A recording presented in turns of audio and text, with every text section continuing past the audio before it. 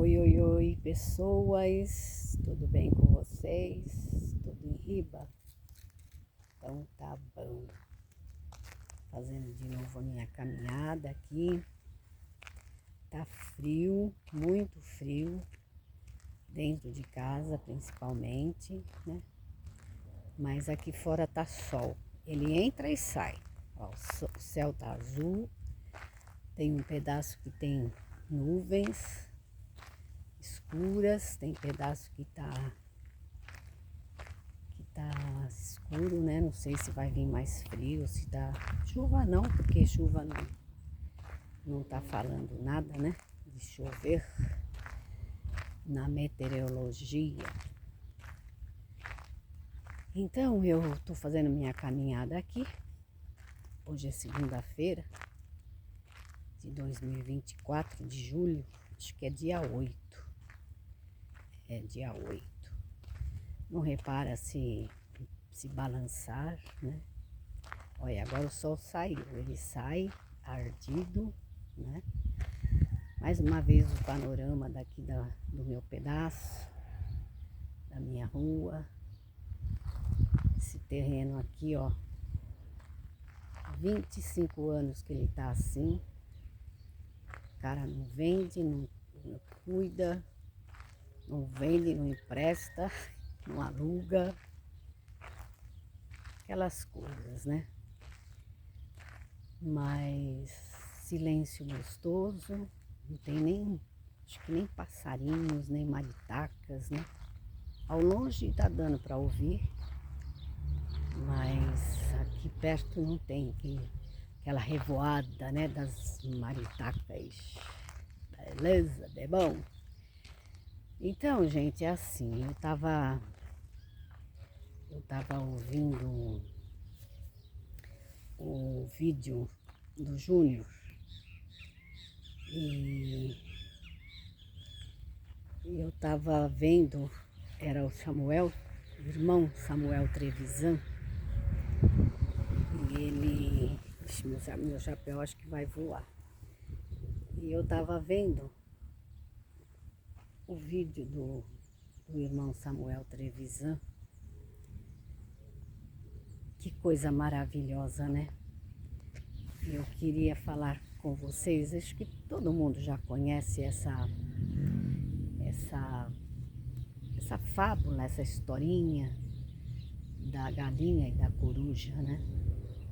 Ele falou coisas muito importantes, mas eu quero me ater a esta parte, né? Que ele disse sobre a galinha e a coruja. Quem não sabe, é a coruja que foi criada no meio das galinhas e ela não alçava voo, né? E ela era criada ali com as galinhas. Ela que é a rainha, né, das aves, a mais impetuosa, a mais poderosa, né? Que nós sabemos que a maioria das coisas, quando querem por um emblema, né, já coloca o quê? O emblema da águia, porque ela representa o quê? O poder, né?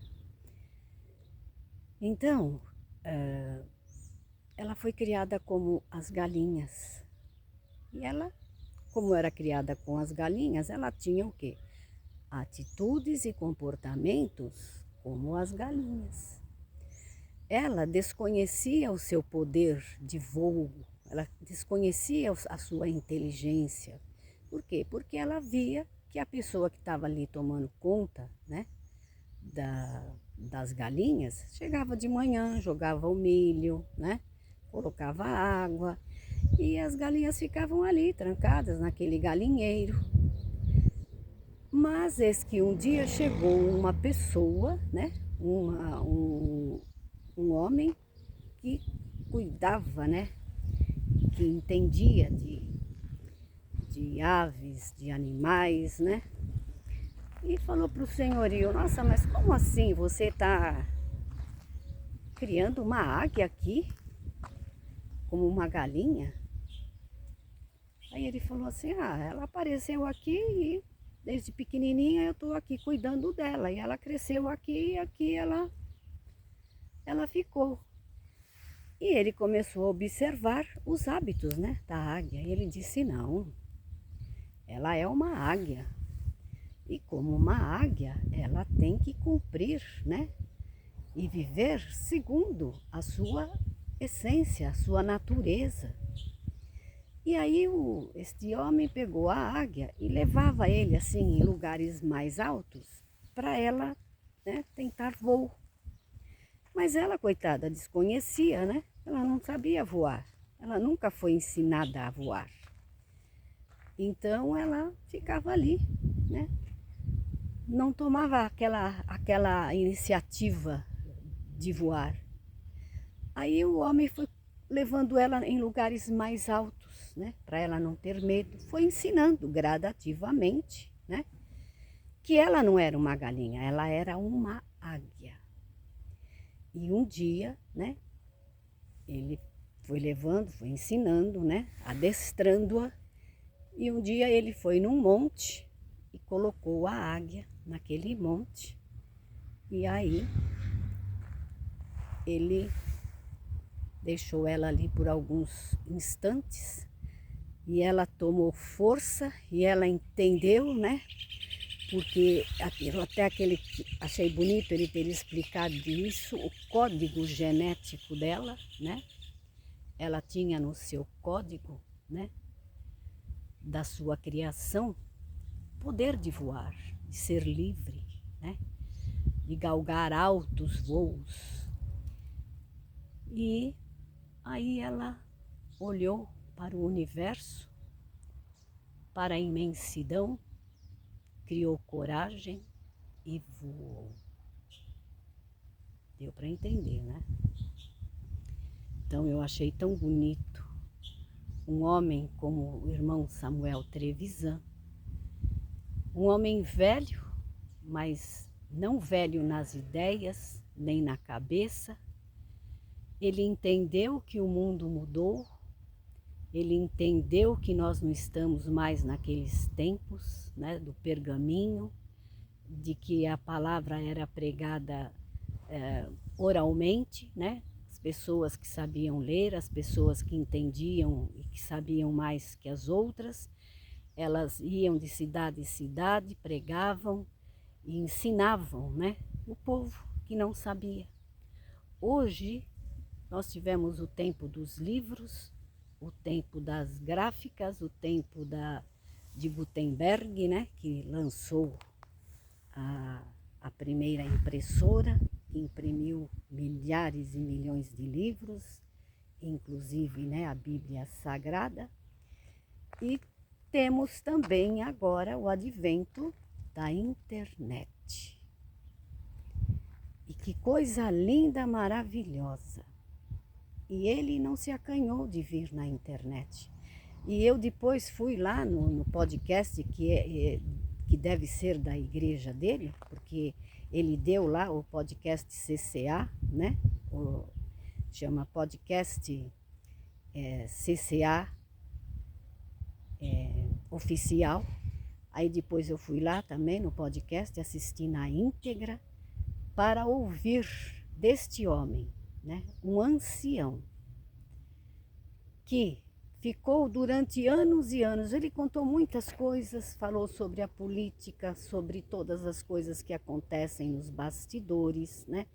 E ele comparou, claro, esta passagem com as pessoas que ficam ali dentro das denominações, sobretudo, né, daquela a que ele pertenceu e que nós também pertencemos. Estou olhando aqui para o chão para modo de não cair, hein? Ficar parada num lugar só não dá certo, né? Então, veja que maravilha, né? Ele foi para uma outra igreja. A missão dele naquela CC Jandira, eu acompanhei o começo, já fiz vídeo lá atrás, eu cheguei a conhecer, eu fui um dia congregar lá em São Paulo. Então, estou segurando porque aqui está vento agora. quando o sol entra, né? Quando o sol entra é assim mesmo, mas tudo bem. Então, aquela CCB Jandira, pelo que ele deixou a entender ali, ela foi realmente, tipo, pelo que eu entendi, tá? Eu não estou falando que foi isso.